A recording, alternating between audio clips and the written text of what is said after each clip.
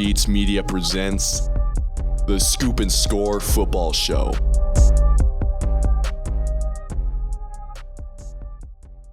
Hello, everybody, and welcome back here to the Scoop and Score Football Show. We took a week off, but we're back, and we're better than ever. Hey, so the Lions O-line. They took a week off, too.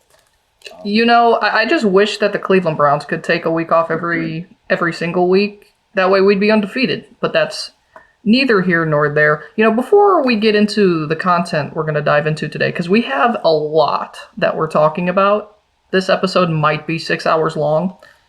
So while they're at it, and if they enjoy the 6 hours, they should subscribe to the channel down below.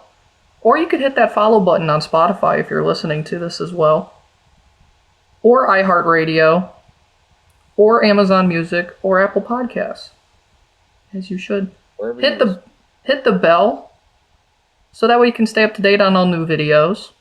And also, you should go follow us on our own personal Instagrams as well. Those links will be in the description. Because we're doing live reactions. We're doing Monday night breakdowns every Monday night at 11 p.m., just so we can get some live content out there and maybe a little bit of a precursor to what we're going to record for the week. Or we might even just go live just for more reactions if breaking news comes out. Just as we're going to get into the first topic here today, James Franklin to Virginia Tech. That's a big move. The first real domino has fallen in the coaching sphere of college football. James Franklin going to Blacksburg. Home run hire, I think. Yeah, I said it on Monday. Virginia Tech did a really good job with this. This is a really good fit for James Franklin. It's a low stress, low expectations type of job. Virginia Tech's been bad for a few years under Brent Pry, but I think that now with James Franklin, he recruits in that area, Virginia, Maryland, Philadelphia, Pennsylvania as a whole, that East Coast. He's going to be able to stay recruiting there and bring more guys to Virginia Tech. I wouldn't be surprised if we saw some Penn State commits go there. But yeah, I think it's a great hire for Virginia. I think it's a great hire for both Virginia Tech, and I think it's a great spot for James Franklin to land, because not only is he leaving the Big Ten, he's joining the ACC, which is not on the tier of the Big Ten. It's not close. I mean, the best team in the ACC right now is Miami, and I think both of us agree Miami's a little overrated. So I think that this is something where James Franklin can build something at Virginia Tech and Blacksburg. And, bring back the Enter Sandman hype on Saturday nights, because that's always cool. But I really like this I like this for Virginia Tech. I think that he's going to bring some people from Penn State with him. I know that the interim head coach at Penn State didn't say no when asked about it. And I also think that, with being at Virginia Tech, he's going to, be able to win big games because, well, it's not going to be against the opponents of Ohio State, Michigan, and Oregon now. Your Right. Big game is going to be Virginia at the end of the year. Your big game is going to be, Miami if you play them. I guess this year would include Georgia Tech. I really like this. I think James Franklin's going to do good things there. I think that he will bring them to the playoffs at some point. It might take a couple years, win the ACC at some point. The ACC is nowhere near as good as the Big Ten, so, this is kind of a perfect fit for James Franklin to kind of stay where he's recruiting, develop his players, and, he's going to be bringing some coaches, I'm sure, and he's probably going to be bringing some players from Penn State. I wouldn't be surprised, and obviously those commits who committed to Penn State, some of them are going to look at Virginia Tech and just go there because of the coach. So he's going to be bringing a lot with him, and Penn State's just got to figure out their situation as well. So, yeah, good for Virginia Tech and James Franklin, and it's a pretty good hire pretty good landing spot for him. It's a very good landing spot for him. I feel like he could have gone to maybe like Auburn. I don't know why Auburn didn't get in the sweepstakes for James Franklin, because the one thing that he brings is consistency and stability, something Auburn has never had. And with Virginia Tech, they haven't had much since really the early 2010s. Beamer ball, they have the history, 30 years of Beamer ball at Virginia Tech. And, forgetting in the 1990s, this team was playing for national titles. And they haven't had a recruiter like James Franklin. He can recruit the hell out of that area. It's a massive home run for Virginia Tech in a league that really in year one he could possibly make this team take the next jump. Honestly, Yeah. I think Virginia Tech can compete right away in the ACC. Yeah, there's not a team that I'd be scared of in the near future in the ACC. I mean, outside of Miami, if they can really find themselves. Other than that, I don't know. I'm not really scared of them either. It's Mario Cristobal. He always finds a way to screw things up. So if Dabo Swinney can maybe right the ship, which it doesn't feel like it's going to happen. He doesn't know about the transfer portal. He doesn't think it exists. He doesn't want to adapt to the new days of college football. That's why his team won't do anything. They made the playoffs last year, and they won the ACC. But they didn't do anything. They got beaten by 14 at Texas. And, this year they were a national title favorite. Both of us had them in the national title game. Both of us had Clemson winning, I'm pretty sure. I think both of us had Cade Klubnik winning the Heisman. We didn't go on full record in saying that, so we didn't go on full record and said that. That was more of a closed lips. We didn't say it. We just had him in the playoff, of course. We both said I was on record saying I would be shocked if Clemson didn't make the semifinal. So yeah, it's it's rough. Whatever. It's great. That's why college football's nuts, because you don't know what the hell's going to happen. At least we know about Tex. That's all we know. We just know about Tex. We know ball there. Mm-hmm. But massive home run for James Franklin and Virginia Tech. Consistency, stability. They will win 8 to 10 games a season with him at head coach. Pretty much guaranteed. Yep. It's a massive home run for them. In the first of many to come in college football with the coaching scene, Lane Kiffin at Ole Miss has been given a quote-unquote ultimatum by the athletic director down there. It's not really an ultimatum. It's just more so like, hey, we need to know. Are you going to leave or are you not? Because the biggest issue in college football right now is the calendar. You have the transfer portal, the one-time transfer portal now from the 2nd to the 16th of January. Newsflash, the national championship this year is being played on January 19th. So anyone who wants to hit the portal on a national championship team would have to do it before that game. 1. 2, you have early signing day, which is where the majority of recruits now sign. That's from December 3rd to December 5th. All happening before the playoff even starts. And by the way, Ole Miss is practically a virtual lock, even if they lose to Mississippi State. Yeah, they're going to make it. They're going to make the playoff. And he's still flirting around with LSU, Florida. Who knows? Maybe the New York Giants have been calling him as well. He's got to make a decision. And I understand it if I'm Ole Miss, because it's like, hey, we've done everything we could possibly for you. We've given you everything. We've believed in the whole Lane Kiffin saga drama that he's had. But it's worked at Ole Miss. It hasn't worked everywhere else, but it's worked at Ole Miss. And it's like, dude, you got to make a decision. Yeah, it's like, Kurt Cignetti was rumored to be in these job openings, and then he got an offer extended, or I should say a raise, by Indiana. Same thing with Matt Rule. Matt Rule was linked to the Penn State job, and then he ended up getting a raise by Nebraska. Lane Kiffin's gone. I'm sure Ole Miss probably did the same thing that they did and offered him a raise or some sort of extension. And if he hasn't accepted it by now, yeah, he's gone. Where he goes, I don't know. I would probably say Florida if I had to guess. I don't think he's going to go to the NFL. And with LSU, I don't know. I just feel like Florida would be a better fit for him. And yeah, no, he's gone. He's not staying at Ole Miss. I feel like it's been dragging on way too long for it to not necessarily be the case. He would have already said, he would have came out and said I'm staying, or he would have came out and the contract extension that Matt Rule and Kurt Cignetti got. He would have gotten one of those. I'm sure Ole Miss gave him one, and he would have accepted it, and then we would have been done with this thing. But he hasn't, so he's gone. So Yeah, I think he's gone as well. At this point, I feel like it's been dragging along way too long now. Give me a second. I'm adjusting my mic real quick. I don't know what's going on, but Well, I can't see you, so okay, it's all right. I don't know why it just sounds weird in my headset. I don't know if that's an issue or not, but sounds fine. Yeah. so yes, with Lane Kiffin, I agree. I think Florida makes a little more sense. I wouldn't be shocked if he takes the LSU job. There's a lot of drama down there in Baton Rouge right now. Brian Kelly suing the school for trying to hold out on his buyout. He wants all of the, I think it's $54 million that LSU put in that contract with him, and he is like, I need that, and you're not going to give it to me. So there's a lot of drama down there at LSU. But I don't know. I feel like Florida.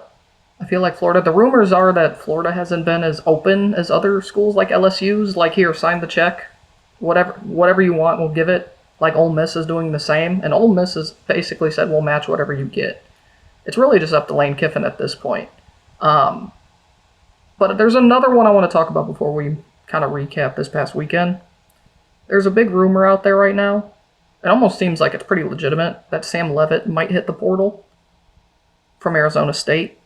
Yeah. Which would make him easily probably one of, if not the biggest names to probably hit the portal this season. And to me, I feel like that really opens the door for Kenny Dillingham to walk out of his alma mater at Arizona State a lot more than I thought. We talked about Dillingham to Penn State. Penn State would offer him a massive contract, and I think it'd be a great fit for Penn State. It would also keep Brian Hartline at OSU. But, I think it'd be a great hire. The one issue is I just don't know if Dillingham's going to leave. He seems like a guy that's pretty set on Arizona State.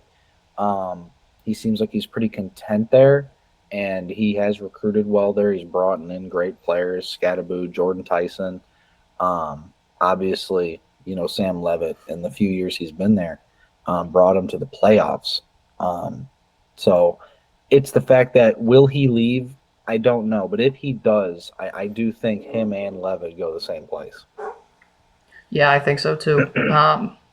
It would be a package deal. I wouldn't be shocked if LSU would be the school, though, too.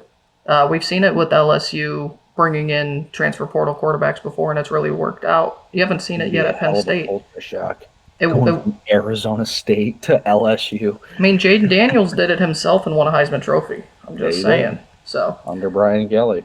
But Penn State could make a lot of sense. It just, Penn State's the hardest job to judge. Like, try and gauge where they're going, because how much better can you get than James Franklin, like right now? Yeah. You're going to get worse before you get better. They're not in a good spot. They're losing, a ton of players. They're losing recruits because of Franklin. I mean, they aren't in a good spot at all. They're going to need a guy to kind of gauge the program and come in and kind of like settle things down. Now, next year, they're probably not going to be good. But at least make a bowl game, get your feet wet, get your playbooks in, get your system that you want to set there. And then year 2, year 3, we can talk about maybe they'll make the playoffs, but they got to get a foundation set before they think about winning, because I don't think a Kurt Cignetti's walking through that door and just changing everything. The only thing I would say is and it's a guy that I'm very high on, if they hired, Eric Morris and they brought in Drew Mestamaker at Penn State, because they're a package deal, and that offense that he brings, then we'll have a conversation, because I think that he's going to be a massive name, and I think he's going to do great things whatever job he goes to. North Texas should also be the 12 seed. Tulane got blown out by, what was it, UTEP or something? Yes. UTSA? No. So Tulane ain't shown. We will John get that. Summerall has done a great job there. No. Hey. 9-1 North Texas should be in that spot. Just saying, once we get to our BNB poll release, which people have already seen, I think that kind of tells the story of how we feel over here at the BNB poll, who should be the Group of 5 representative. Eric Morris and Drew Mestamaker, they're going to be a package deal somewhere. Like, that just seems like a lock. Where? Who knows? Oklahoma State, maybe. Auburn, possibly. It just depends. I feel like Auburn's really leaning on the John Summerall train. In fact, he shot down Florida. He was supposed to meet with Florida, and he basically, like an hour later, said, "Nah, I'm good. Yeah. I don't need to meet with y'all." So maybe, who knows? Maybe John Summerall stays put down in New Orleans, but I feel like it seems like Auburn is really going after him. Let's pivot away from that conversation. Let's get to the real action on the football field, okay? How about the Sooners going to Tuscaloosa, upsetting Alabama? Yeah, that's a Nuts. hell of a win. That's a win that they need, that Brent Venables needed, and they got it, man. And Oklahoma's in prime position to make the playoffs now. They've had a roller coaster of a year with the injury to John Mateer and him coming back and looking terrible against Texas, losing to Ole Miss at home, and now they went on the road, beat Tennessee. They went on the road and beat Alabama. That's a hell of a road schedule that they had, and they've won. They beat Michigan at home, which is a good win. Oklahoma looks really good. That defense looks very, very stout. That D line has gotten pressure for when it's needed. They caused Ty Simpson to be a little, flat-footed and not play that great. And they made plays. And while it wasn't pretty, who cares? Just win the game. And especially when you win at Alabama, that's always a big win. They never Yes. lose at home. And that's a great win. And I'm happy for Brent Venables, happy for the Sooners fans. Yeah, they've had a roller coaster of a year. I know at one point I wrote them out when they lost to Ole Miss at home. I was like, all right, this team is good, but they're not going to make the playoffs. They are definitely making the playoffs now, 100%. They've gone on there and You they never are know. playing. You never They're know. playing very well. They're playing good ball. The problem is their defense is a national title contending defense. Their offense, I still have my questions because John Mateer, he's still serviceable and he's still really good. Their running game, it's kind of lackluster. It's actually very lackluster. I just have questions about the offense. I don't see this offense being able to perform at a national title level in that defense, though. Don't get me started about that defense. Outside of Ohio State and Texas Tech, Oklahoma is probably the best remaining defense out there. So that defense is very good. I will say their pass defense, when they play really good passing offenses, with the exception of Alabama this season, they've been exploited a little bit. So maybe they've gotten better as the season has gone on at that point. But Alabama, the problem with them, I don't see them. I mean, they'll make the playoff if they win the Iron Bowl, and it seems like I think they have tiebreakers, so they would still make the SEC title game, possibly to play Texas A&M if A&M keeps winning out, which we'll get into what happened last weekend after this. But I don't see this Alabama team as a national title contender because they're very one-dimensional. They cannot run the ball consistently, and they have to rely on Ty Simpson in throwing the ball to Jeremy Bernard and Ryan Williams, but Ryan Williams is really the afterthought anymore this season. He has not played that well. Jeremy Bernard is their basically wide receiver one. So Alabama's still good. I just don't see them being a legit title pusher. Yeah, they I picked them and they lost. So I was kinda how it like, happens. well, there's that. Yeah, the thing about it is Ty Simpson's playing very well. I still think he's going to be one of those guys to make it to New York. Kalen DeBoer has given himself some grace from last year not making the playoffs. They've had some, they've had some big wins. They went on the road and beat Georgia. But yeah, their run game isn't very good. Their pass game is what they have to go to with Ty Simpson because their run game is good. And their defense has made some plays. Their defense isn't bad. But they're a team to me screams first round wins, quarterfinal loss. Yes. Maybe make the semifinals, but that is the highest that they will go. They have a ceiling. There are teams I look at, I say they don't have a ceiling. OSU doesn't have a ceiling. Texas Tech doesn't have a ceiling. Oklahoma, if they can get their offense a little better with Mateer, and I didn't think it was awful against Alabama, but it wasn't great. With that defense, they can win a national championship. Um, Indiana, Texas A&M don't have ceilings. Georgia, obviously. Alabama to me just screams semifinals. I don't think they get there. I think that I thought I saw, what is it? They go to Oregon in the latest poll or something like that, the 10-7 matchup, I think, and they're the 10 seed. I would probably pick Oregon to win that game just because it's in Eugene. Now, I'm not like super high on the Ducks this year, but I do trust Dan Lanning in that defense, and I do think Dante Moore can make some plays. But anyway, Alabama will make it. They'll probably be like the 8 or the 9 seed, if I had to guess, unless they win the SEC. And you said they have the tiebreaker. I don't know how all that works. I didn't look at it, but I know there's like 4 teams. They're all bundled up at the top. Yeah, it's like the Big Ten. There's just a bunch of teams with 1 loss. And then obviously Texas A&M. But yeah, I still think they make it, obviously, but no, they're not going to do anything crazy in the playoffs. Their defense isn't great, and they don't have a run game. And our O-line hasn't been great either. So. It hasn't been, but speaking of the one team you just mentioned about 15 seconds ago, what a game that was. 30-3 deficit at halftime against, checks my notes here. Oh, South Carolina. Not just any South Carolina, not last year's South Carolina team, this year's 3-6 South Carolina team. And, in the third quarter, they pretty much took it over from there and won 31-30.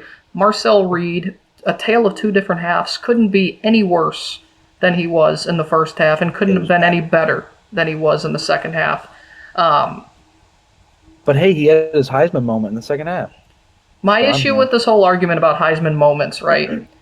I'm pretty certain someone who wins the Heisman Trophy should not just be about one moment that happens. It's about consistency throughout the entire season, right? Yep. That's what I thought. It should be about who's playing the best, not who is playing like garbage in the first half and then has to woefully come back and barely beat Penn State or barely beat South Carolina. Now, I like Texas A&M. I want them to play OSU in the Natty because I have family from there, and I said they're my second favorite team for the rest of the year. So, gig 'em. We won, or they won. So, but, man, they I don't know. 30-3 against South Carolina. I know they came back and won, but if I know that Texas A&M has that in them, they ain't gonna beat anybody. And I know South Carolina, they blew it. That is, I would have fired. Classic Cocktober action. I would have fired Beamer right on the spot as he left Kyle Field for losing that game. And now his dream job has been taken up. His dream job is now taken too, so it's over with. But, no, honestly, I think this is, in a weird way, I think this is a good thing for A&M because I feel like any of the past teams wouldn't have ever had this comeback happen. Yeah. So, granted, I mean, it's not great to have that situation where you're down 30-3, and it's not great that Indiana had to win like they did against Penn State, but it does show the toughness that those teams have and the resilience that they have. It's not great, but it is a sample size that, okay, they have been tested, but they can answer that call. Yeah. I'm not using this at any dispute or argument against Ohio State, which what a lot of people are doing, because they've been consistent the whole season. What they want Ohio State to do is they want them to be down in the fourth quarter. So but the problem is the argument. Why don't we just tell the defense, hey, go play like ass against Rutgers. Go give up 20-some points and have the offense, be tied or only up by 3 or be down by 4 or something like that. And then Julian Saint can have his Heisman moment. Because the fact that they're dismissing this team because of how would he, though? Would he actually, if it was Ohio State? That's the real question. If they're actually doing this, then they would say, look, they're not as good as they actually are. That's my problem. It's like they make this counter-argument. Ohio State was losing to South Carolina 30-3 at half, and they came back and won. They would still be talking about it today. If Ohio State was on the road at Penn State, losing by 4 late in the fourth, and they came back and say Mylan Graham made that catch that Indiana made, or Jeremiah Smith, Quincy Porter, Brandon Innes. Quincy Porter, he's going to be a stud, by the way. Dude, they would be dismissing the hell out of it. They would say this team is fake. But whatever, man. I mean, they keep balling out. So I'm not, they are the number one team in the country, and they deserve to be it. But the whole Julian saying Heisman thing about how he needs to have his Heisman moment, well, I'll tell you what. He's got 2 weeks from now. He's got not even 2 weeks. Not even less than a week. If he wins that, he's got 3 weeks. He has the Michigan game, and then if they win, he's got the game against Indiana in Indianapolis. So, but I don't think it's fair to discredit how well they're playing. I mean, they are the number one team in the country. They are playing like the number one team in the country. And the whole schedule thing, well, you play who's on your schedule. Everyone thought Penn State was going to be a title contender. Everyone thought Texas was going to be a title contender. Some people thought Illinois was going to make the playoffs. Yeah.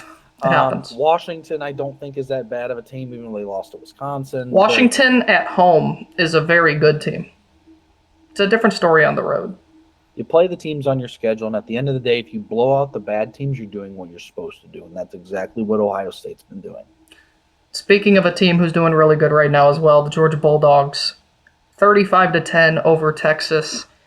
In my opinion, if I really could blind rank these teams, I would probably, just on like a power rating scale kind of thing, where it's just teams, no record, no nothing, just based off eye test, Ohio State 1, Georgia 2. That's what I would say. And then maybe Indiana 3, A&M 4 in there. Because these two teams currently are playing the best ball, Ohio State and Georgia. Yeah. And I had a lot of questions coming into this season about the Bulldogs, specifically with Gunnar Stockton. I had felt other quarterback situations were better, and that's been proven to not be the case at some of these other programs. Gunnar Stockton's answered all the questions. Georgia's answered all my questions. They're a legit national title contender. Really should be the favorite outside of Ohio State, and I feel like those two teams could possibly be on a collision course. Yeah, I agree. Georgia's defense has been phenomenal this year, especially playing a lot better recently. And, they had a big win against Texas. I know we're all for discrediting Texas and saying they're terrible when it comes to them playing in Columbus. But when they play in Athens, they're a really good team, apparently, to some people. Georgia is – Gunnar Stockton's finding himself on a way to New York. He's playing an elite level of ball right now, and I trust this Georgia team win the SEC. I think they're better than A&M. I know. I said I cheer for A&M. I think Georgia will be favored, and I think Georgia should be favored in the SEC. Now, the problem is they got to get there. I don't know how the tiebreakers work because A&M is still undefeated. A&M's still undefeated, and they lost to Alabama. Has one loss. Alabama would be ahead of Georgia. Has the tiebreaker over Georgia. Yeah. I think. I don't know. Either way, Georgia's going to be in the playoffs if they don't win the SEC. They will probably be a top 4 team, even if they win out and they don't make the SEC title game. They're 11-1. They should be like 4. Yes. 4 or 3, most likely. And they deserve it. And I agree with you. I think that the best 2 teams in the country right now are Ohio State and Georgia. I know I'm all for discrediting Indiana. Indiana's at 3. I think Georgia's better, and I think Ohio State's better. And please, can we beat Michigan so I can shut this stupid fan base up on the Big Ten title game? They're evil, voodoo, devil magic. I don't know. We'll have to get there. They're all popping out of nowhere. You've been an Indiana fan since 2023, 2024? I'm guessing. No, 50 years. So go Hoosiers. Half these people didn't even know Indiana football existed. I don't want to hear. Do they know the lore of Antoine Randall? I don't think so. They don't know Michael Penix and him balling out in Indiana years ago? They don't remember Tevin Coleman running for 2,000 yards, okay? They don't know about that. They don't. Half of them didn't even know Indiana football existed. It's a basketball school, and even then, their basketball team is ass. Well, they're a football program now. They're a football school. They are 100%. They are a football program now, 100%. As long as Kurt Stignetti's there, yeah. And their basketball team ain't going to be doing anything anytime soon. So yeah. No, definitely not. Definitely not. I want to recap this game too. USC beating Iowa. I think USC. They got a big game this weekend, of course, against Oregon, but they have a legit shot. They're a sneaky outside looking in kind of team.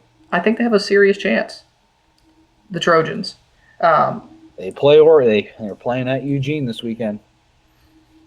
They are, and I don't know, man. If they win this game, if USC beats Oregon, their last game was UCLA, correct? You're talking Oregon? No, USC. Yeah, it should be UCLA. Yeah, they're gonna destroy UCLA. If they beat Oregon, they're making the playoffs. 100%. Because you'll beat UCLA, and that'll be a massive win at Eugene. Now, what that also means, Oregon could be knocked out of the playoffs because that's 2 losses at home to USC and Indiana, 2 very formidable teams, but Oregon's signature win is at Iowa, and I'm pretty sure Iowa is unranked now. So I don't know, man. How is Illinois 21st, by the way? How did Illinois go from unranked to 21st? This is why the hell not. I don't know. It looks better for Ohio State, I guess. But no. Literally. Some of these like the CFP rankings blow my mind. Like the whole 21 to 25, I'm like, I don't understand how any of these teams are in the rankings, with the exception of Houston. I think Houston should give a little bit of a nod to them. But I just didn't understand it. I didn't understand seeing Tennessee ranked. I didn't understand seeing Illinois ranked. I didn't understand Texas being ranked over Michigan. Michigan's still at 18, where granted, we'll recap that Northwestern game because it was not pretty. It was pretty ugly. No, I want to give credit to David Braun and Northwestern because they're very physical.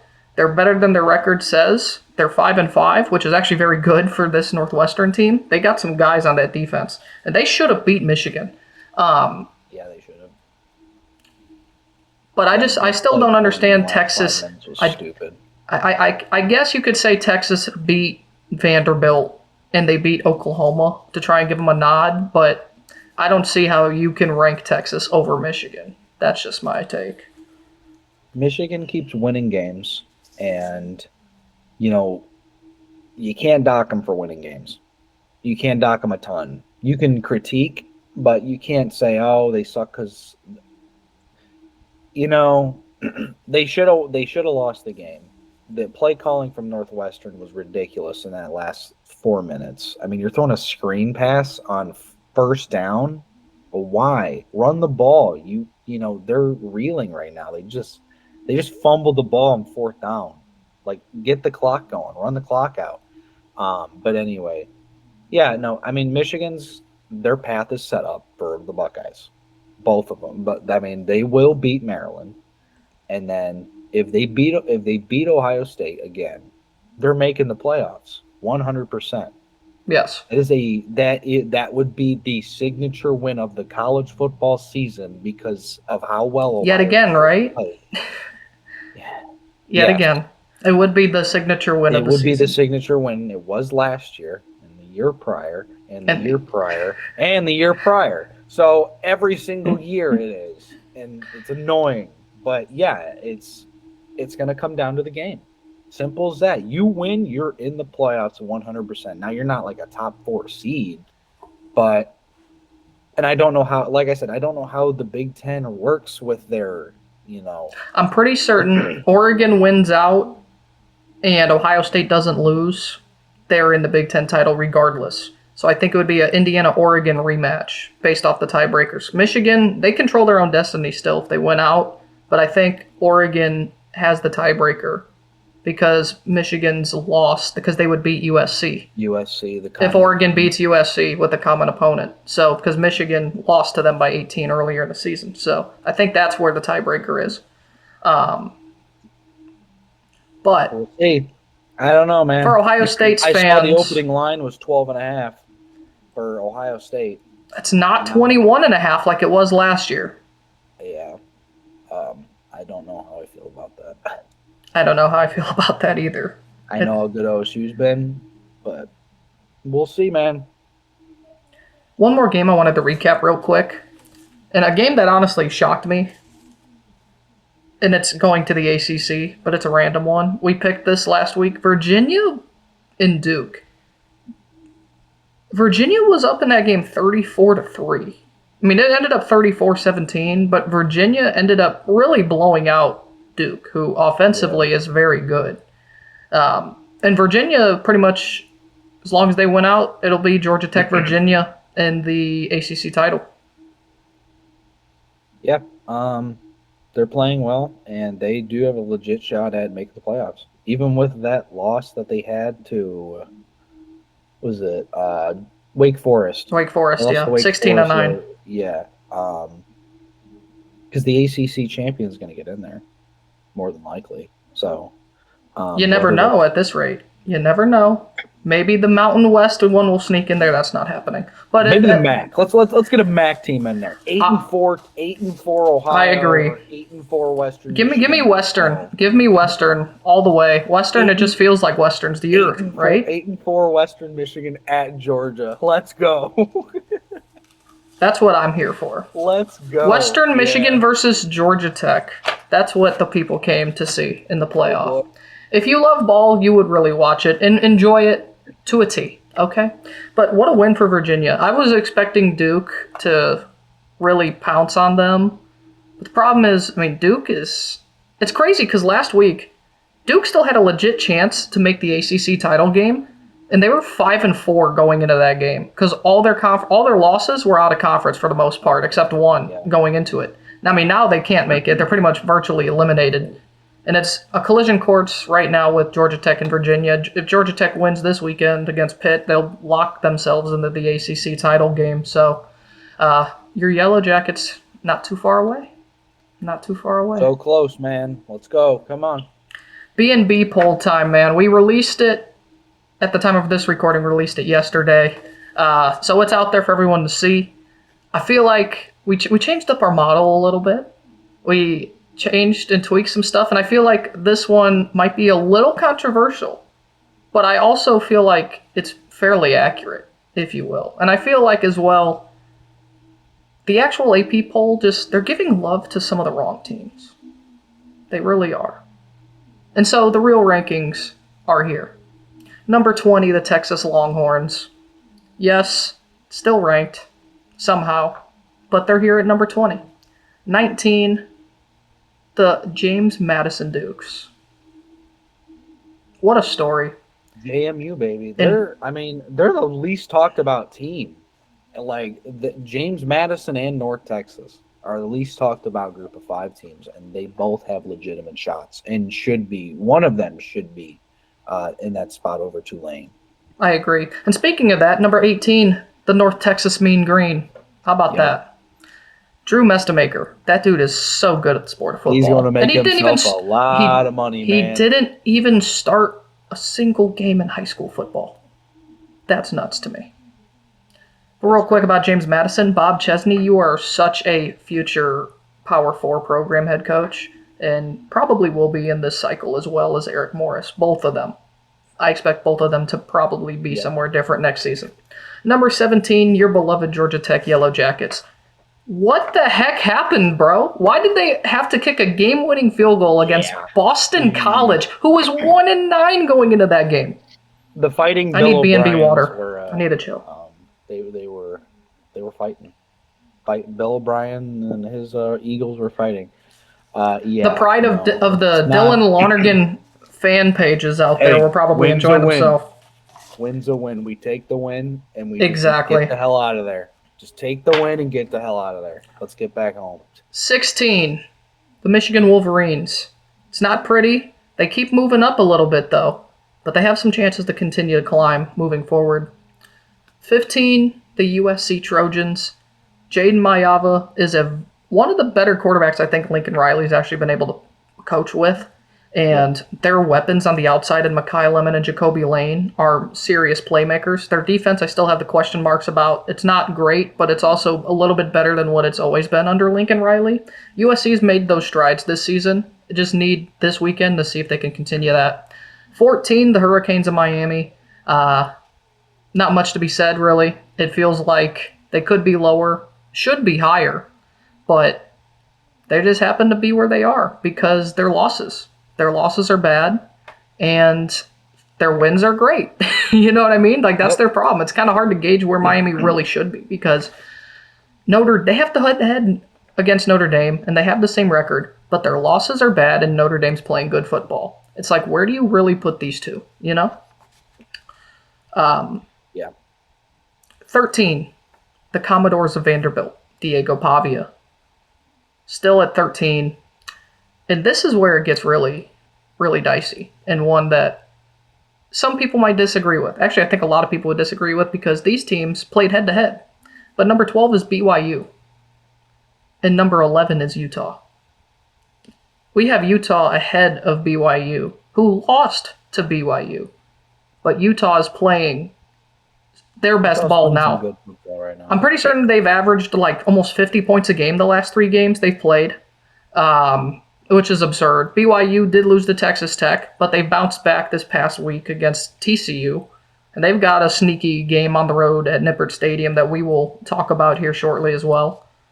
But Utah, man, it's funny because if you put them up against a lot of these teams across the country, they would be favored against, I think, everyone except like the top 8. Even Devon Dampier and if you they're playing really well. If you had Texas Tech, I think even right now, they would either be pretty much a push, or Texas Tech might still be favored over them, but it's a lot closer than people think.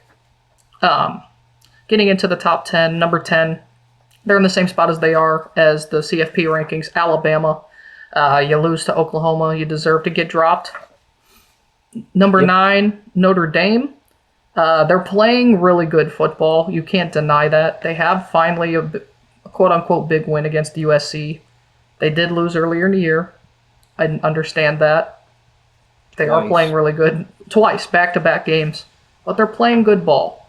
And it's really hard to kind of place them outside of the top 10 the way they are playing. The Notre Dame story every single year. Here's another controversy. We have 1-loss Oregon at number 8. And number 7, we have 2-loss Oklahoma. Well, No. I mean, Oklahoma, yeah, I get that, but Oregon doesn't have a signature win. Their signature wins at Iowa. I mean, Oklahoma is at Alabama. Oklahoma has at Alabama. To be fair, At Tennessee. they've gone back-to-back at home Tennessee and against at Michigan. Alabama, at home against Michigan. Oklahoma's resume on paper is better to this point, even with their losses. Yeah. Number 6, the Lane Kiffin, where are you at? He's missing. He's now a Florida Gator head coach. Ole Miss Rebels. At number 6. I feel like with Ole Miss, they have the head-to-head win against Oklahoma. But I feel like right now I'd pick Oklahoma overall. Like if they played on a neutral field. But that doesn't really matter because the head-to-head should matter. They didn't play well against Florida, but They did not play well against Florida. Could that have been a telltale sign of what's to come? You know what I mean? Top 5. Number 5. Oh, it feels so good. The Texas Tech Red Raiders. What a defense. Jacob Rodriguez. I'm going to have a shrine in my room for Jacob Rodriguez and David Bailey when the season is over. They should come on the Ball N Beatz Media. Almost said Ball N Beatz Podcast. We're not Ball N Beatz Podcast. We're a Scoop and Score football show. But they should come on. So that way we could discuss our similarities. Number 4. similarities. Number 4. This is another controversy, but I think a lot more agree with this. Because it reflected in some of the rankings, in the AP specifically. Texas A&M at number 4. That the lack of almost not winning, if you will, against South Carolina was not pretty. It was not a pretty game. Yeah, they played bad. It kind of showed their weaknesses, and it was a resilient win. They're undefeated, but other teams just look better right now, like number 3 in Georgia. Georgia looks like the best SEC team currently. Yep. And they keep building big win after big win. Granted, they lost to Bama at home, which is basically like Ryan Day against Michigan. It's basically like Kalen DeBoer trying to coach against Brent Venables. Oklahoma's beaten Alabama twice. It's funny. They always said teams just can't beat others. They said Oklahoma and Texas could not compete in the SEC. And look at Oklahoma beating Alabama both times since they've been in the SEC. Yep. Number 2, Indiana. They stay at number 2. That could change and probably eventually will change regardless here in the next couple weeks. They have a bye week this week. Play Purdue. Pretty much locked into the playoff. Actually, locked in already to the playoff. Locked into the Big Ten title game for the most part. And then number 1 is the Ohio State Buckeyes. Until proven otherwise, because consistency is key. Yep. Ooh. But actually, apparently consistency, you get docked for it. So you got to be trailing in the fourth quarter in order for people to be impressed with you, I guess. I know, right? I think what we should have done against UCLA was we should have just shoved Nico Iamaleava into a helmet, right? And with him in 65-degree weather wearing a winter jacket on the sideline, because obviously he had nightmares. He had nightmares of December. He had nightmares of last December. And coming in making a big scene like there was in December last year. Fun fact, I've done the research on UCLA. Their defense is like 136th in the country in almost a lot of categories. And in fun fact, in that Ohio State game, the one thing they do have is good rush defense. That's it. They have a very good running defense, and they have for the last 6 years. We averaged 6.7 yards a carry in that game, the Ohio State Buckeyes did. It was the most yards per carry they gave up in a game in the last 6 years. So the whole talk about Ohio State's running game, I think it's... Who wasn't playing? C.J. Donaldson. Donaldson. So, but Bo Jackson's the guy. Bo Jackson is the guy at Ohio State. He has over 700 yards rushing now in the season. The Ohio State's... Yeah, no one's talking about that. Bo Jackson, by the end of the season, is probably going to be a 1,000-yard rusher. Depending on how the next 2 weeks go. Yeah, I mean... They'll run it up against Rutgers. Michigan, we'll see. Probably not as many. And then the playoffs, obviously, we'll see. But, yeah, I mean, 300 yards away, why not? Sure. Let's get to our weekly picks. Either way, he's a freshman, so he'll be back next year, and he will be the starter. And I don't have to watch C.J. Donaldson again. But at least him on the 1-yard line is almost automatic. Almost. Anybody on the 1-yard line should be almost automatic. Should be. 1-yard line. Should be, but that's the problem with this Ohio State team, is it's not fully. So that's my one caveat with the Buckeyes running game, is it's not automatic once they hit the red zone, because they love running it on 1st and 10 from really once they get to like the 12-yard line, before they even get 1st and goal. Okay. Yeah. Our weekly picks for college football this weekend. First game, we have a beloved basketball rivalry that's going to be renewed on the football field. The Duke Blue Devils going to Chapel Hill, taking on the North Carolina Tar Heels. Duke 6.5-point favorites. Is it the Gio Lopez legendary game? Is that what this game's going to be? Duke needs a win, and they normally win in the basketball rivalry. So I'll choose them in the football rivalry as well. I'll trust Manny Diaz a hell of a lot more than I'll trust Jordan Hudson, Bill Belichick and North Carolina. So give me Duke on the road. Even though I chose Duke last time and they just got annihilated by Virginia. So don't expect defense in this game. North Carolina's defense is actually a fairly decent defense comparative to Duke's. So the problem is North Carolina's offense is completely lackluster, unlike Duke's. So I expect this game to be a massive scoring game.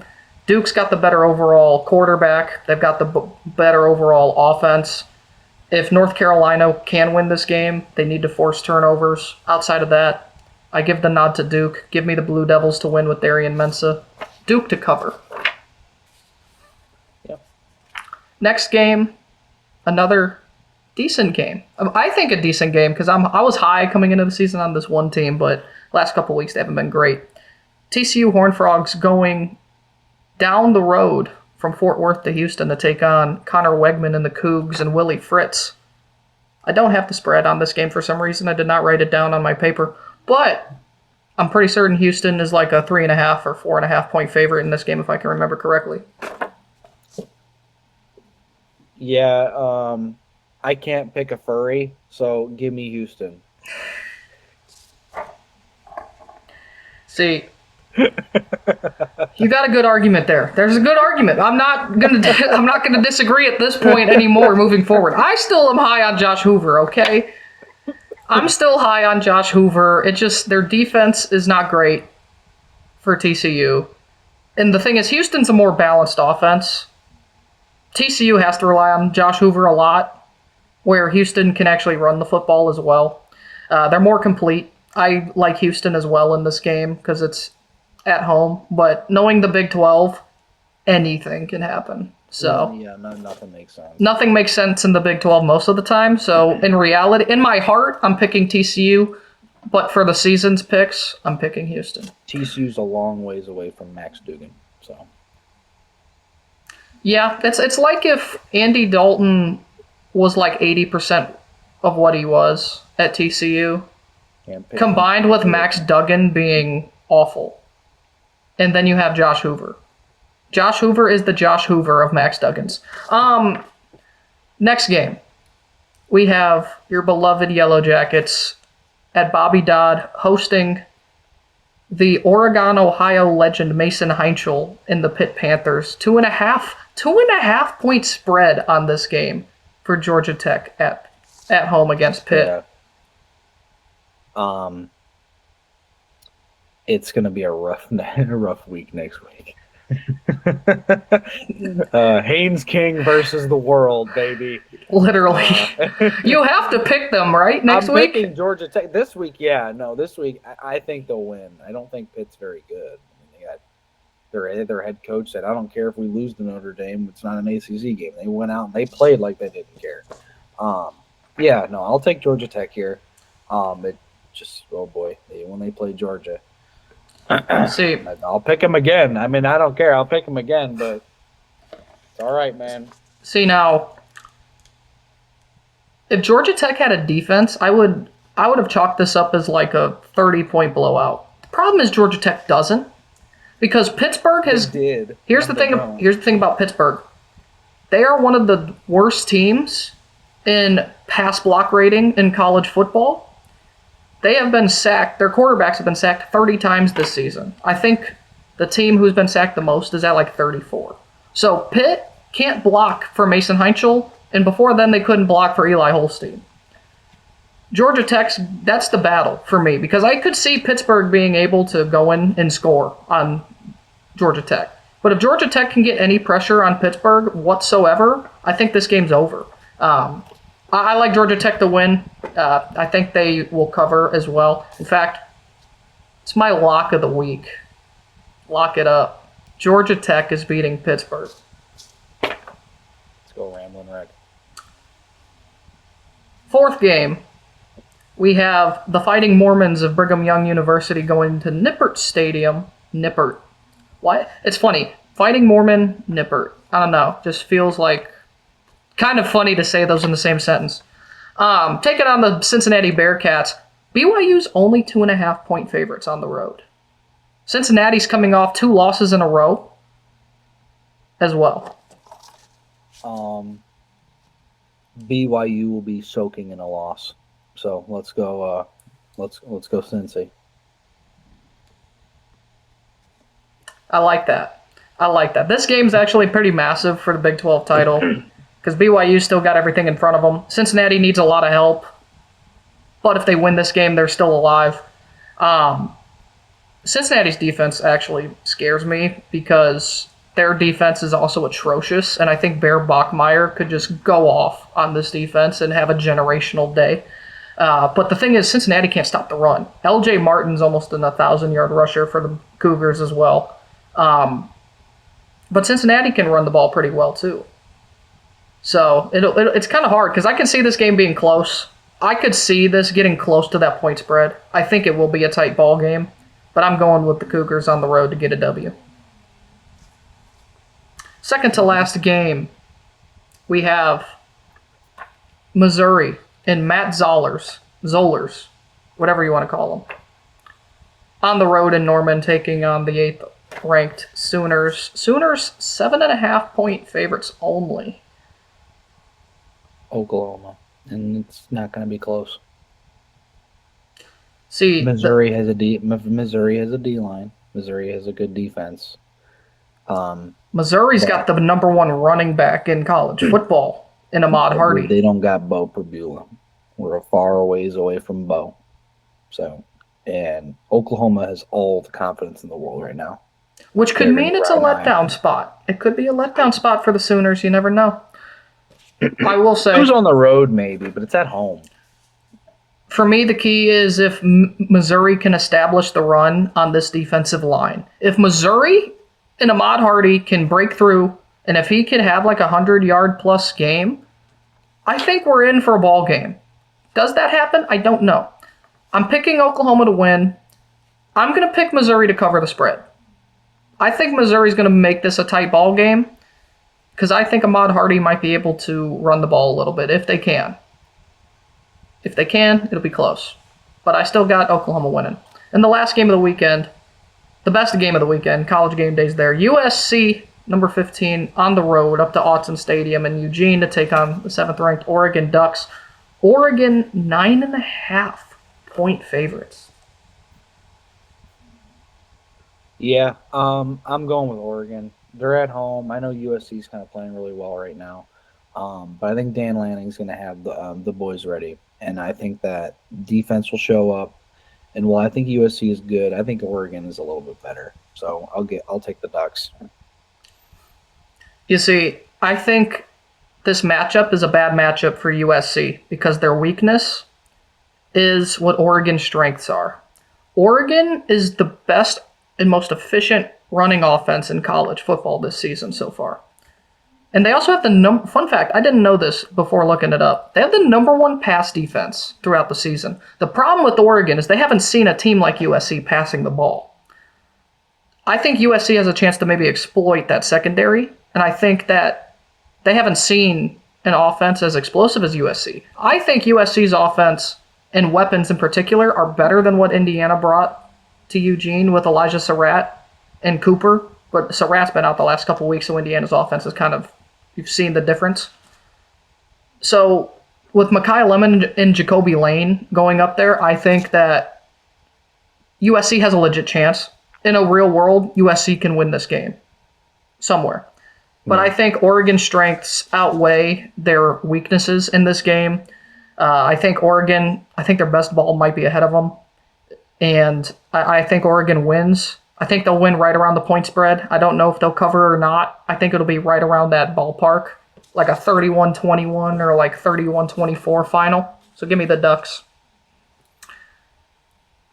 Give me the Ducks. And while we're at it, need a sip of water. That B&B water. That fresh. I drank all my B&B water. Actually, I have a little bit. He's going to be dehydrated for the rest of this episode. I got a little bit. And while they're at it, you guys should take a pause, take a sip of your own B&B water, and you should hit the subscribe button. Get us to 100 subscribers, please. We're a small channel right now, but with you guys, we can become big, okay? Hit the push notification bell to stay up to date on all new videos, all right? And go follow us on our socials. That didn't sound like English in my head. Both. The NFL MVP race, okay?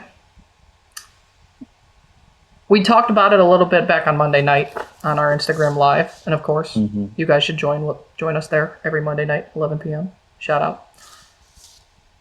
And we both kind of agree so far throughout this season that there's one guy that stands above the rest, and it's your beloved quarterback, the Detroit Lion legend himself, Matthew Stafford.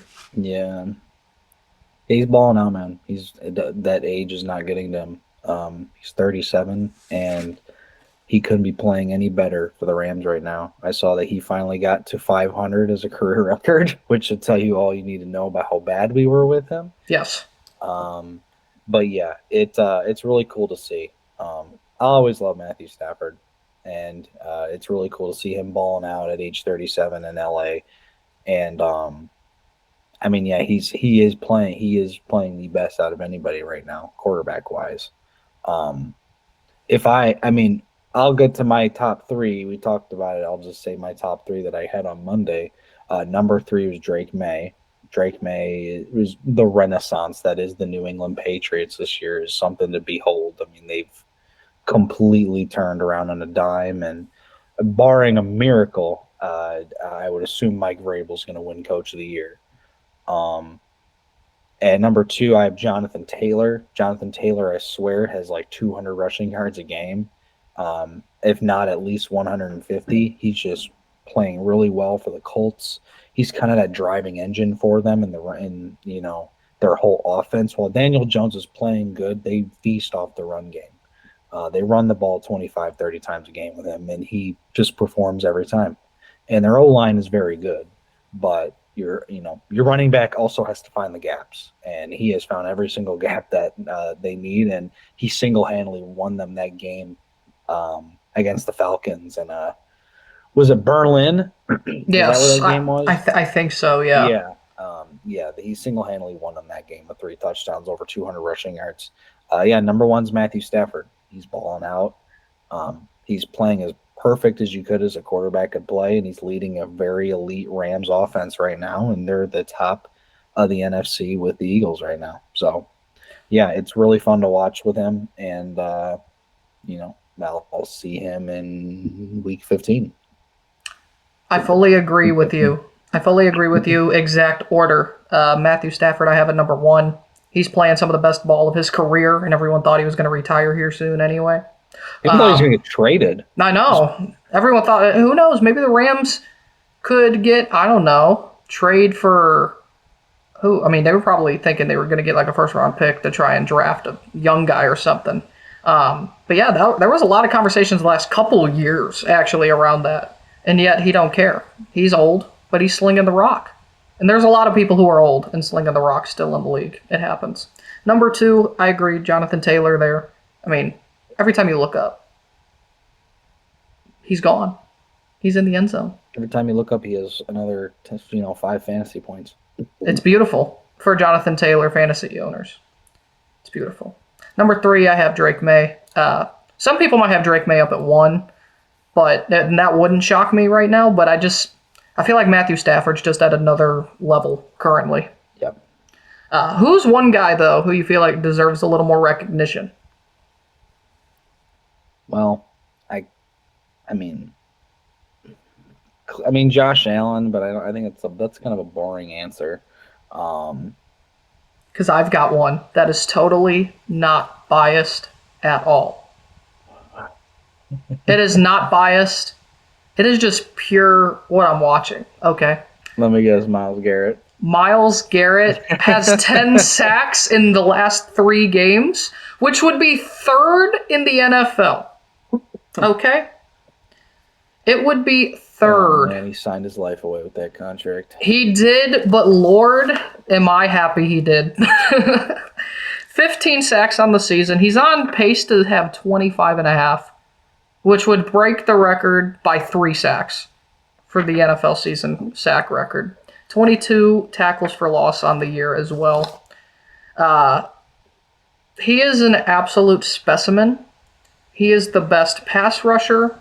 He is the most gifted pass rusher we have ever seen in the NFL, in the history of the sport. Most gifted. I'm not saying he's the best ever. He's the most gifted. He has the best bend you've ever seen. He's the most physically dominant while also being the fastest. At his size, he's 280 pounds, and he's doing what he's doing. He's good. Anyway, This is that he's by himself, he is. and they are 2-8. The TJ Watt people on Instagram have gone farther and farther down the comment list. You don't see them like you used to. That's all I gotta say about it. Which is beautiful. At least they realize. The same amount of money anywhere else, whether it was Buffalo, whether it was Detroit, whether it was Baltimore. See, here's the thing: as someone who supports this team, you're not going to be able to see this, but everyone else will. As a team who supports this team right here, this helmet, we obviously don't care about wins and losses. Exactly, I know you can't, but I'm holding this beloved Cleveland Browns helmet. I need one with the white face mask on it. It's still the brown one. Wins and losses have never mattered in our hearts. I mean, they do, but we like moral wins around here as a Cleveland Browns fan. I used to as well. And so you have to take them when you can because wins are few and far between anymore. You guys got a gold jacket, unanimous first Hall of Famer, all that. And my son's name might just be that down the road. We'll have to see. I don't know. But I haven't come to that conclusion. You got to get him a winner. At some point, you got to get him. So you got to get him an offense. Here's the question, Spencer. I'm kind of debating, right?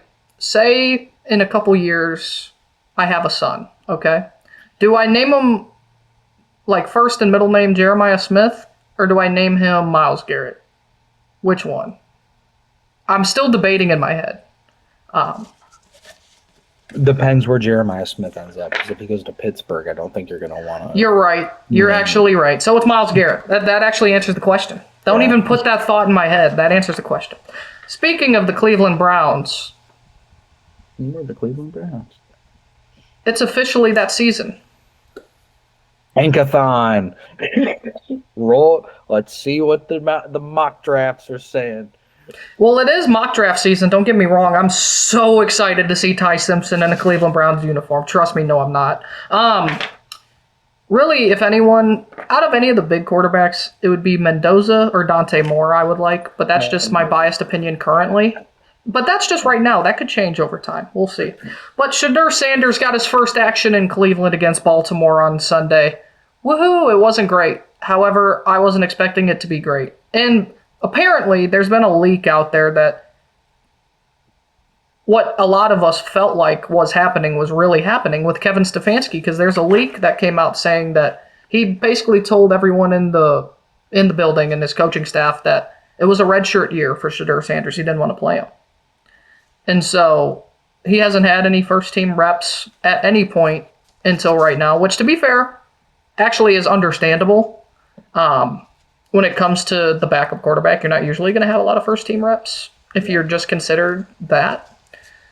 But he also has not great weapons anyway to throw to in the first place. There was 3 or 4 plays that were bad decisions against Baltimore there. Others were okay. Really, the true test is getting his first actual start on the road against Las Vegas.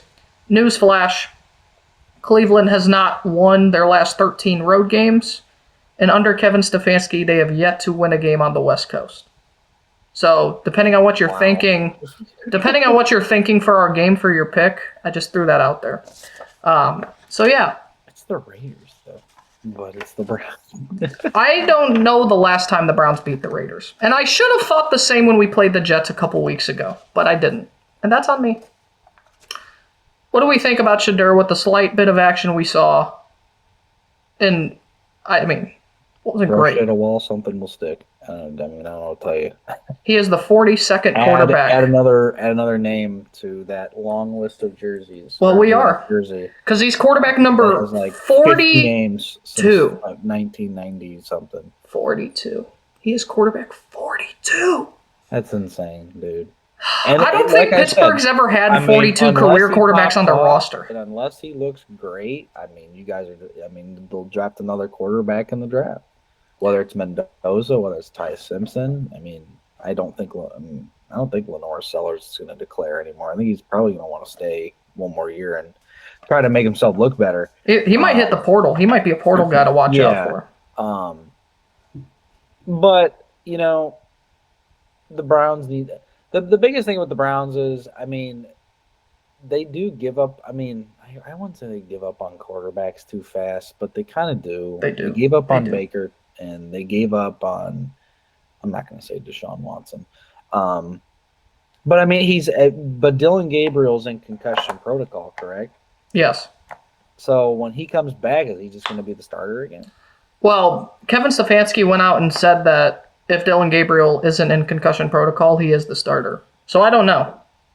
Who knows? Who knows, really? Just draft the quarterback and try to help Myles Garrett a little bit. Give him some weapons too. They need. Jerry Jeudy's been terrible this year. I think it's time to go into free agency and spend some more money. With what money can we spend with? It's all going to a quarterback who's not playing. The silver lining is next year is the last year of the deal. I'm pretty sure. I think you're right. Next year's the last year of the deal. And then after that, you guys are home free. You don't have to worry about them. You don't have to talk about them. Act like it never happened. It was all a fever dream. It was all a fever dream.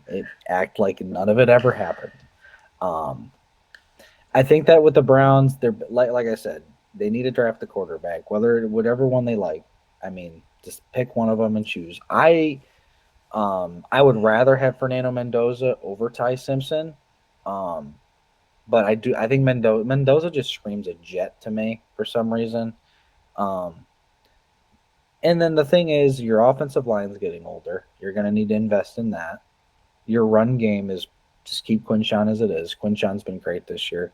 You need some receivers. The biggest thing is like, don't change the defense. Your defense is fine. Like, your biggest thing this offseason is keeping Jim Schwartz in Cleveland. Keep him as the DC. And then after that, focus on the offense. Focus on the O-line. After you draft a quarterback, spend some draft capital, get some offensive linemen. And then in free agency, try to get a receiver. Try to get something. You don't need a tight end because you got Njoku and you got Harold Fannin. But you need a wide receiver too, because we need a wide receiver, period. Cedric Tillman? Who is your Cedric Tillman is the wide receiver too, but don't get me started on my wide receiver 3 because it's a rotation of Isaiah Bond and Gage Larvadane. Who? You don't know Gage Larvadane? Anyway, this is no Gage Larvadane shade. It's just we need more pieces in Cleveland. That's it. But if Gage Larvadane wants to come on the Scoop and Score football show, I would happily talk to you, Gage Larvadane, because I just want to talk to the Cleveland Browns player to pick their mind and why do you enjoy.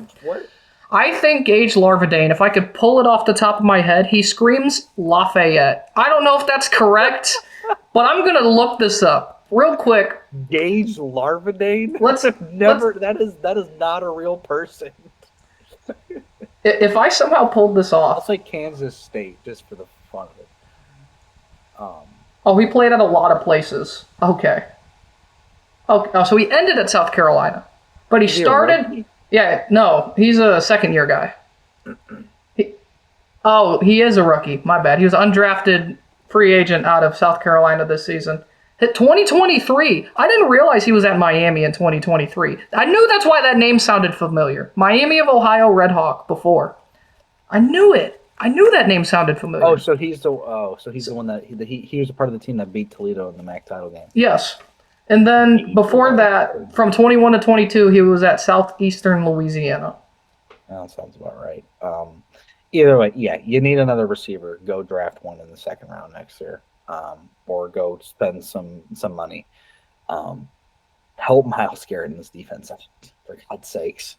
Yes, please. Outside of that, in my ideal world, Shedeur Sanders actually shows promise. And so that way we don't have to worry about drafting a quarterback in the first round. And so that way we could attack the offensive line and wide receiver in the first round. That's my goal. Either I want Carnell Tate or Jordan Tyson, please. That's all I'm asking for. One of them. And maybe a Spencer Fano from Utah. Maybe just another just an offensive lineman. But Spencer Fano. I like having a guy from Kyle Whittingham. That seems like it would be a pretty good guy to have on your offensive line. So please, thank you. We don't need to talk about Cleveland anymore. They're pretty irrelevant. I just needed to talk a little bit about them this week. Let's move on to a real team like the Philadelphia Eagles, who knows how to stop teams on fourth down. 0 for 5 on fourth down conversion attempts in this game. A 16-9 loss for the Detroit Lions, who are now third in the NFC North. Yeah, it wasn't a pretty game, to say the least. Defense was phenomenal. Jalen Phillips' New Jersey number is implanted on Jared Goff. Anyway, sorry, keep talking. Jalen Phillips was everywhere for the Eagles and is a guy that I wanted on the Lions. And the Eagles only got him for a third-round pick. And, of course, Howie Roseman just, everything goes the Eagles' way. Every single thing possible goes the Eagles' way, no matter what it is. Stupid. It happens, brother. But no, the interior of the offensive line for Detroit was dog shit. Graham Glasnow couldn't have played a worse game. Tate Ratledge wasn't good. Coyote Owasika was terrible. Who? I thought even Penei Sewell got beat. What was the last one? What was the last one before Coyote Owasika. He is the Coyote. Coyote. That's how you say his name. Coyote. It's I think it's Kayode. Owasika. Owasika. Coyote Owasika. He is Christian Mahogany's backup because Christian Mahogany's hurt over at left guard. But yeah, Penei Sewell got beat by Jalen Phillips a few times. Taylor Decker got beat. I mean, they could not have played worse, the O-line. And it showed with Jared Goff. Jared Goff is the most statue quarterback in the NFL. Unfortunately, yes, he has no mobility to him whatsoever. And while he is arguably one of the most accurate passers in the NFL, it did not show against the Eagles. He was give credit to Philly. Jordan Davis and Jalen Carter were batting down passes. I mean, there was 5, which is insane. 5 batted down passes. Jalen Phillips was everywhere in the backfield on Jared Goff, and it showed. Goff was horrible. He was 14 of 37, which is unheard of. The run game was terrible. They didn't create any open lanes, and the only times we got guys in space with Jahmyr Gibbs, he popped off. Jahmyr Gibbs had a great game in the screen game. I mean, he was popping off. He had over 100 receiving yards on, I think, 5 or 6 receptions.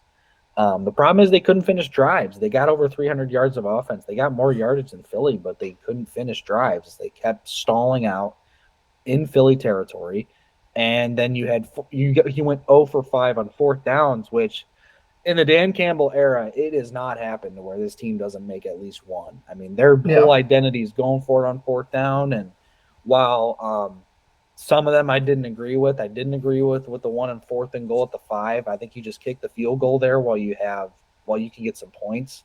And the fake punt was just stupid. That is not the time, nor the place to have a fake punt. I believe that was in the second quarter. It was either at the end of the first quarter or the beginning of the second quarter. And it was a stupid decision by Dan Campbell, and he admitted to it. They liked the look, is what they said in Tuesday's press conference, while their first team defense was out there. What do you mean you like the look? Their special teams unit wasn't even out there. But anyway, it was their first fake punt of the year, surprisingly. It only took us 10 weeks. Or 10 games, but coaching was bad. Offense was worse. The offensive line was complete and utter dog shit. The gonads on Dan Campbell are massive. I said the gonads on Dan Campbell. Yeah, and that's his whole philosophy. And he should go for it on 4th and 30 on your own 6. That's what he should do every game. He would hit on 21 on blackjack. I mean, God, it's insane to me. I like the identity of Dan Campbell and this team. I love it. But there are times where you can punt the ball and you can take the points. I get it. You want 7, or I get it. You want to keep the drive going. But sometimes you need to play the field position battle, especially in a defensive game, because Philly's offense ain't good either. I mean, Philly's offense didn't play good either. Devontae Smith had a few drops. The only reason they scored was because of a tush push, and even then, the Lions stopped the tush push on 4th and inches. I mean, the defense did every favor in the book, and Nick Sirianni is a stupid SOB for going for it on 4th and inches in your own territory from the 30 in the fourth quarter when you're winning by 10. Punt the ball. The Lions did everything the Lions offense did everything they could to lose that game. I mean, Amon-Ra had drops. Jameson Williams had a celebration where he hugged the goalpost and took him 15 yards back, and then they missed the extra point because it was longer. Goff was inaccurate. The O-line was terrible. Goff was getting sacked. He had pressure in his face almost the whole game. They were getting batted down passes. I mean, I give credit to Philly. Philly's defense, I mean, that's a Super Bowl caliber defense, and of course it is. They went to the Super Bowl last year and won it. But the Lions got to be a lot better. Their offense has to be a hell of a lot better. I know some Lions fans don't want to say it. I think they miss Ben Johnson in a way because Ben Johnson's offenses, there was always pre-snap motion. There was always blocking public assignments on certain guys. The run game is good. But it is not the same as it was last year. Last year it was like number 1 or number 2. They had 2 guys get over 1,000 rushing yards. And while it is still a top 5 rushing game, it's probably 5 or 4. Yeah. David Montgomery is an afterthought right now. He's not doing anything. They're not utilizing him in the offense. And Jahmyr Gibbs, while he is arguably one of the best running backs in the league, he didn't have a good game rushing the ball. He did pass. I mean, he did in the screen game. He had over 100 yards receiving because him in the open field, you cannot tackle him. And they finally realized that in the second half. But the issue is Jahmyr Gibbs is built on David Montgomery, and they kind of feed off of each other. David Montgomery's the guy that gets them into the short situations, whether it's second and 3, 2nd and 2, and Jahmyr Gibbs is the pop-off guy, the home run hitter, the one that get him some chunk yardage. David Montgomery's not going to get you a ton of yards, but he's going to get you a first down, and it hasn't been the same this year. And I know Lions fans don't want to say it. They miss Ben. I think the offense is still very good. I'm not going to say it's terrible. I'm not going to say it's awful because it's not. That would be lying. They are still a top 5 offense in the league. They had a bad game, but they do miss Ben Johnson in a way because they were the number 1 offense and it wasn't close. I mean, they could do anything. The offensive line was better last year. Obviously, losing Frank Ragnow, Kevin Zeitler going to Tennessee, that plays a big part of it as well. I'm not saying it's all Ben Johnson, but Dan Campbell didn't call a great game. And while you're gonna have bad games, and it's not, season's over and the Lions are terrible. Lions fans need to get a hold of themselves and need to just relax. We got 8 weeks left. We got 8 games left. The Lions have one of the toughest schedules, if not the toughest schedule this year. So you're not going to win all these games. If I had to predict what their record would be at the end of the year, I'm still going to say 12-5 right now. But I wouldn't be surprised if they went 11-6. And I'm sorry, but like these cat enthusiast Lions fans, because I'm not going to say that on this. I'll say some, and not that. Saying the season's over, they're not going to make the playoffs. Just shut the F up. I mean, I'm sorry. Like, I get the Bears are on a cute run right now, and the Niners are in the playoffs right now. And right now, if the season ended, the Lions wouldn't be in it. Just there's 8 weeks left. The team is going to be fine. Yes. The offense has shown they are very good. They had a bad game. Now, has the offense been great this season? No, it hasn't. It's been very good. It hasn't been great to elite that we kind of expected. But you lose Ben Johnson. You lose arguably one of the great offensive-minded coaches in the league, and now he's in Chicago doing great things for the Bears. But the fact that Lions fans are saying the offense is bad and all this stuff, they're still a top 5 offense. They still are great. While the offensive line isn't as good as it was last year, it's still good. Goff is fine. He had a bad game. Jared Goff always has 3 Jared Goof games. I texted you that during the game. He had one against Minnesota a few weeks ago, and he had one in this game. So we're due for one more Jared Goof game. Let's just hope it's not during the playoffs, because last year we got a Jared Goof game during the playoffs. I think the Lions will be fine. but Will they? I see them as a tier below the Eagles and the Rams. I see them I don't see them at the same level as the Eagles and the Rams. I see the Lions, the Packers. I don't know if I want to put the Seahawks there. I don't think the Seahawks are that great. I think they're good, but I think they're a little fraudulent. Especially Darnold throwing 4 interceptions in a big game. He was seeing ghosts yet again. Yeah.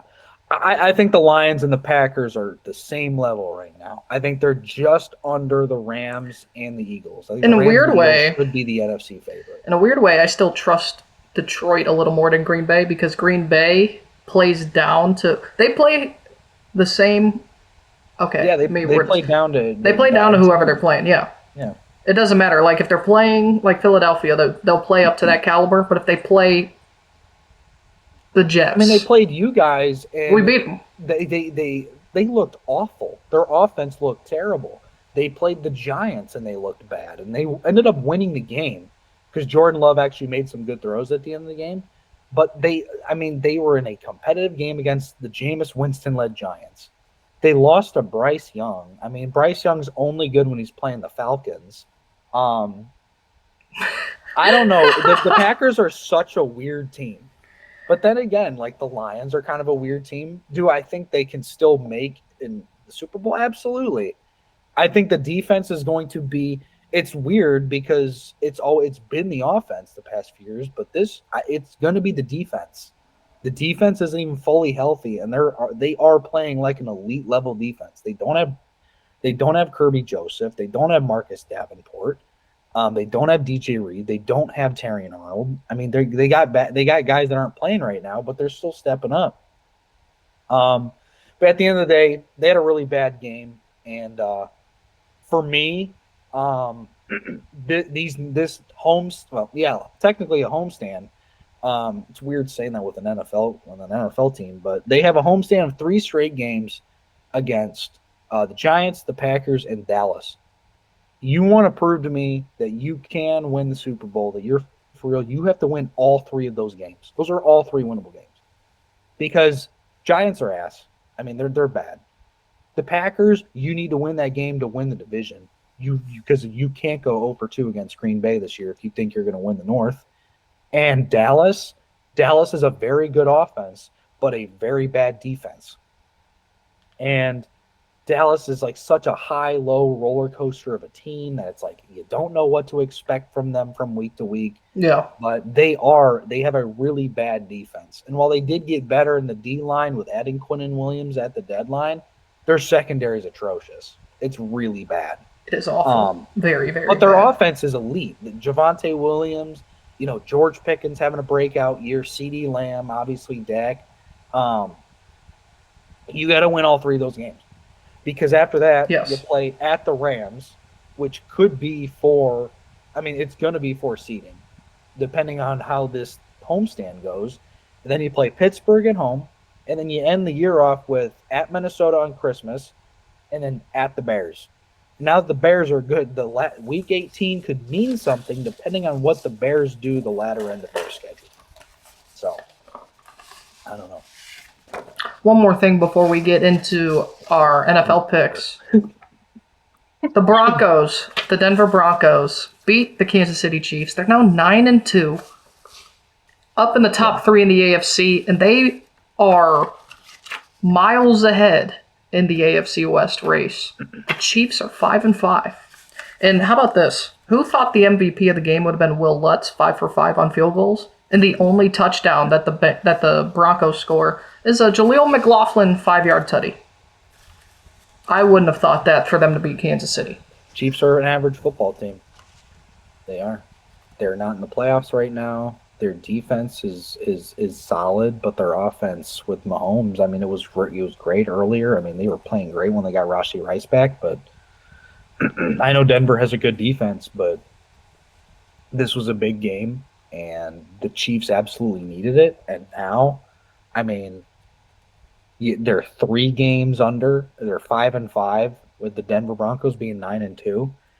And the Broncos have the tiebreaker over the Chiefs currently, so that's essentially a 4-game lead over Kansas City. And Yeah, I think this is going to be the first time since Peyton Manning that a team other than Kansas City is going to win the division. It's I think looking very it's going to likely at be this point. Denver. Denver looks really good. Bo Nix had a good game. I think Bo Nix is like such a weird football player, but he is a good quarterback. It's like there's the flashes. It's like, yeah, we see what you see, Sean Payton. And then he has like one moment or two moments in a game that's where like, where it's like, what the hell is that? it's like, who? It's like, are you New York Giants Daniel Jones at this point? I don't understand. Like, Bo Nix is the most bipolar. I don't want to say that, but he is. He's like the most bipolar good quarterback in the league right now. That's what it is. But Denver in that defense, they don't even have Pat Surtain right now.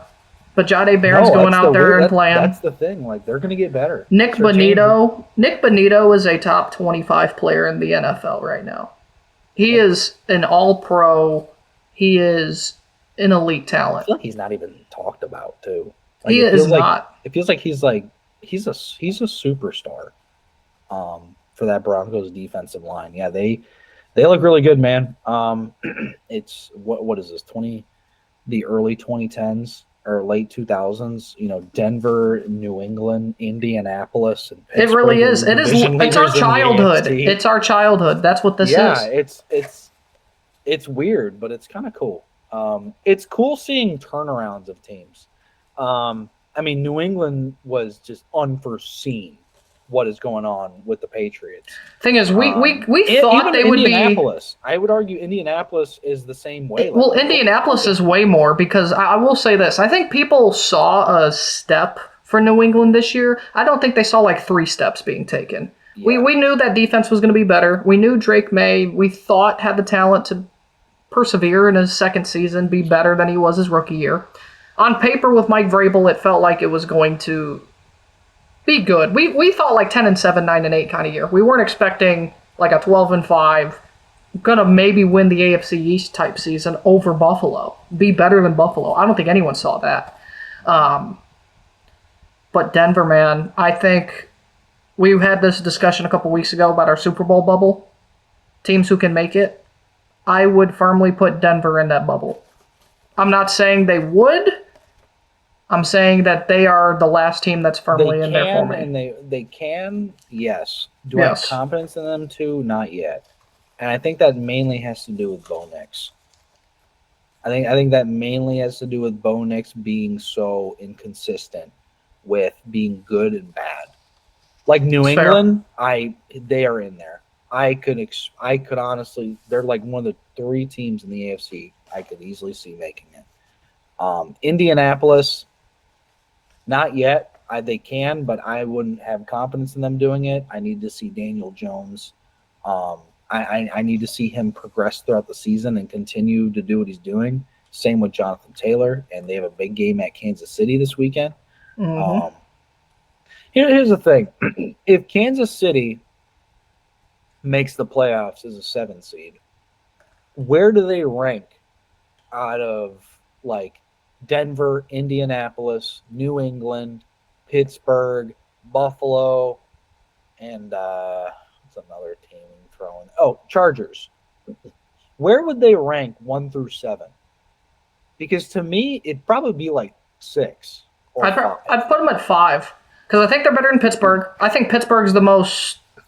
Pittsburgh 7. I mean, they are the 9-8 Steelers. And granted, I still think Baltimore wins that division. So I would. They could. Baltimore's put Baltimore in there instead of Pittsburgh. I would put Kansas City at 5, but the problem is them actually making the Super Bowl. We've seen it time and time again. We've seen it. It's hard to pick it, I know, and to be fair, I probably wouldn't. I mean, their offense looked good the past few weeks, and now I don't know, but they're 5-5. Like, this would be a Kansas City team for them to go like 11-6, be the 6th seed, and then go on the road, beat the Colts, go on the road, beat the Broncos, and then beat the Bills again in the AFC Championship. That's what I'm getting at. That's like I think Kansas City doesn't care what their regular season record is as long as they make the postseason at this rate. To be fair, I also just think you're right. They aren't as good. Their offensive line is still not great. Josh Simmons has been pretty good, the rookie out of Ohio State. He's done pretty decent, but outside of that, their offensive line is pretty weak. Their running game is extraordinarily lackluster. Yeah, it's practically non-existent. Kareem Hunt's their leading rusher. That's ridiculous. I think Patrick Mahomes is second, but he was leading the team for the majority of the first half of the season. So, yep. Pacheco's done nothing for that team. He is not this year. I don't know. I feel like everyone's seen it, so it's like, okay, it's hard to really try and pick against it. But what we've seen this year, I mean, other teams are just better. Other teams are better. I don't know. Like, who do you think is better? Do you think Indianapolis or Kansas City is better? I think Indianapolis is better. I think they've proven it. What about New England and Kansas City? I think New England is better. Okay, Baltimore and Kansas City. They did play earlier this season. I think Kansas City's better because Baltimore's defense is still not great. It's gotten better, but it's not great. Denver. I mean, that was a close game. I mean, it was the Broncos won at the end of that game. Denver is better right now. I mean, they're 4 games ahead of them in the AFC West race. Yep. But it is Kansas City's still good. It's not like they're miles below these teams. Mahomes. They're always exactly. It doesn't matter. It's like with Brady in New England. It didn't matter how bad the roster is. How many times did we have it where the season started this way with New England? It just happened last year with Kansas City. The season didn't start great. Everyone was writing them off. And then, oh, look, they happened to play in the Super Bowl yet again. So we had this issue with New England. The difference is it's over halfway through the season, and we're still having the same conversation around Kansas City. They're at 5 losses. Which is why there's more pause to it this time around. It's because it's still there. The issues they have, it's still lingering on. And the thing is, I think Mahomes covered up a lot of problems they had in general the last couple seasons just because of how amazing he was. Yeah. And now he doesn't have the talent around him that he has had. And the talent that is still there is getting older. And I think that's more the issue. I think that Kansas City just needs better pieces around Mahomes, and they don't have it. Yep. Speaking of Kansas City, let's get to our weekly picks here. The first game at Arrowhead, Indianapolis on the road at Kansas City, 1 o'clock kickoff. Kansas City 3.5-point favorites. It's hard to go into Arrowhead and win.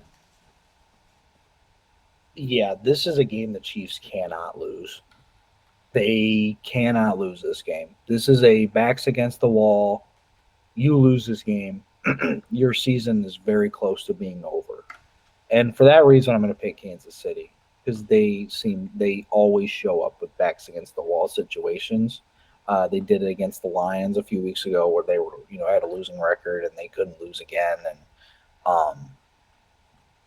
I think the Colts are good, but this Chiefs team's going to be playing with extra fire, especially, with them being 5-5. I think Mahomes is going to be playing pissed off.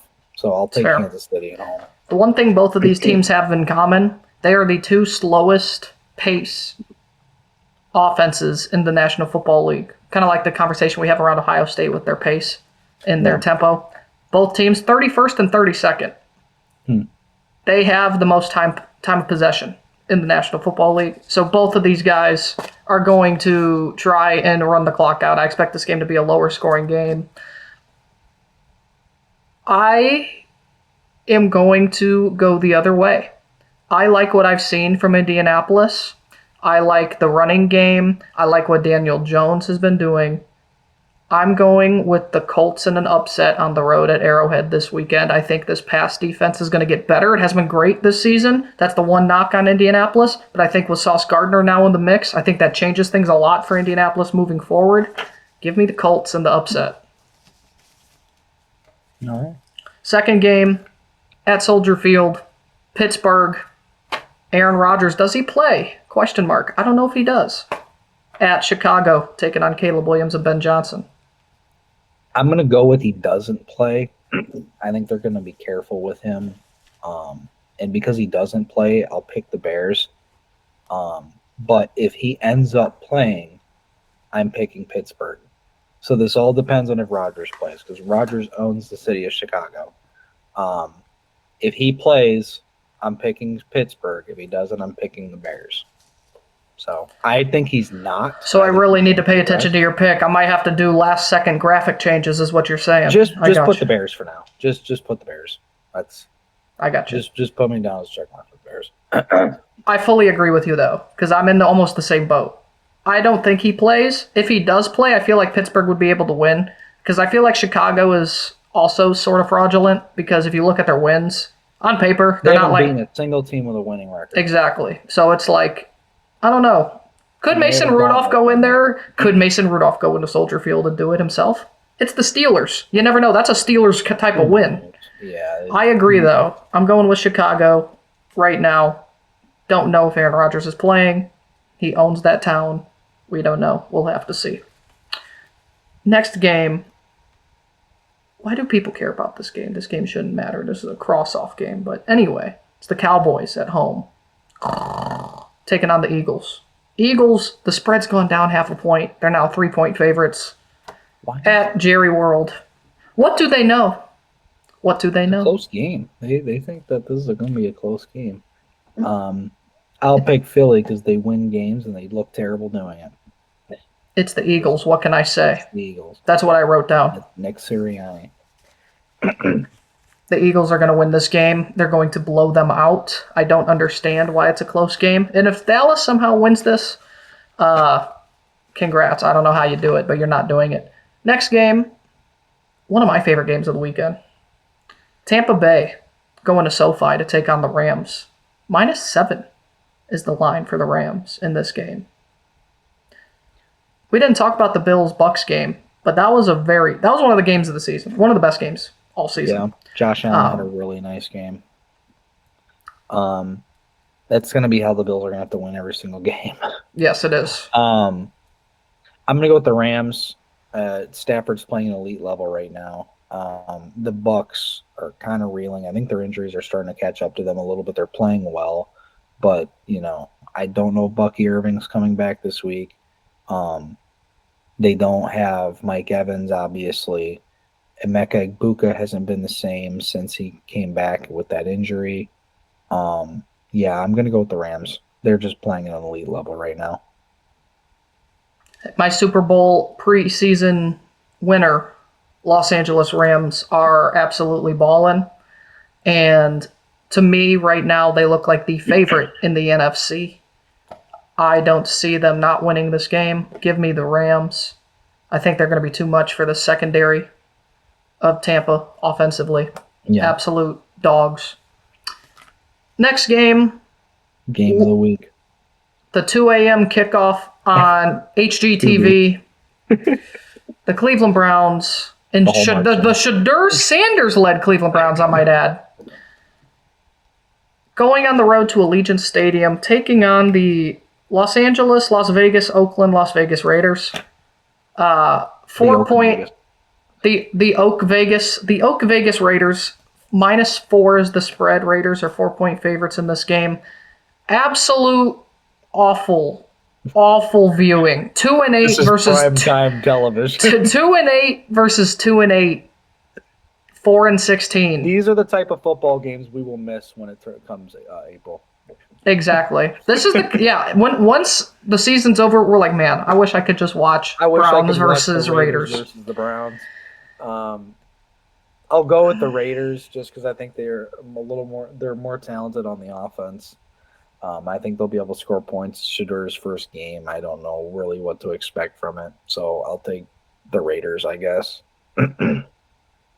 I was so hoping you picked Cleveland. But yeah, like I said earlier in the show, if you somehow didn't hear that, the Browns have lost 13 straight road games, and they have yet to win a single game on the West Coast under Coach Kevin Stefanski, and I don't see that changing this week. If it does, yay, congrats. But that just means another loss on my record this season. Anyway, give me the Raiders. Geno Smith is awful. That's the only way the Browns win this is if our defense scores twice. That's Pretty how I much. see it. That's how I see it going. You If our almost beat defense the scores twice. Ravens with the defensive touchdown. So Yeah, exactly. So, and then final game. Honestly, I think it's a bigger game than some people realize. Giants at Lions, 10-point favorites. Excuse me, I was about to say 10.5 at Ford Field, Detroit, Rock City. What you got? Dan Campbell has not lost back-to-back games since 2022. It's been like 30 some games in a row to where they haven't gone on a losing streak. I think the team's going to be playing pissed off, especially the offense. I think they're going to be having something to prove. They've heard a lot of the noise about the team, about possibly being fraudulent. I'm going to pick the Lions. They should win this game. The Giants, I don't know if Jackson Dart's playing. I don't think. If Jameis is playing, cool. They do have a good D-line, and their defense, their secondary hasn't been awful recently, but the Lions should win this game. They kind of have to win this game, to be honest with you. So to keep the momentum going and to keep up with the other contenders in the NFC North. I will say this. I think the Eagles' defense kind of exploited how questionable your offensive line is right now. Yep. And Brian Burns is one of the sack leaders in the NFL. Mm-hmm. Currently, I think he's the one underneath Myles Garrett. I think he's second. I could be wrong. He's second or third, I think. I think he has 12 sacks. Or he has like 12 or 13. I don't know. He's close. He's actually pretty close to Myles Garrett. Yeah. I think Brian Burns can have a field day on your offensive line. I think that the New York Giants defensive line in general could make this game a little closer than people think. I do think your offense is that good, though. I will say, I think the Giants cover the spread. I think it'll be a closer game than people think, but I got the Lions. I don't care if they cover, just win the damn game, and let's get to Thanksgiving. So, look at that. We only disagreed on 2. I thought we were going to disagree on more today, but we didn't. You're still just trying to keep your 12-game lead on me. Updated records. You're 85-57. I am 73-69. On the bright side, unlike most people who do stuff, we both are over 500, but you're absolutely killing it. We are both over 500. And that's the goal, is to stay over 500. The problem is 12-0, and I did do that one time. It'll never happen again. You never live that down, will you? I will not. That's going to wrap up episode 13 here of the Scoop and Score Football Show, brought to you by Ball N Beatz Media. Make sure you subscribe to the channel. Hit that push notification bell to stay up to date on all new videos. You can listen to us if you've been listening to us on Spotify, iHeartRadio, Apple Podcasts, or wherever you get your podcasts. Thank you for doing so. And you know what you should do? You should share this with everybody you know who loves sports as much as we do. I promise you they don't. We'll see y'all next week. Thanksgiving week coming, rivalry week coming. We know it's going to be a special episode. We'll see y'all next week. Take care. Peace out.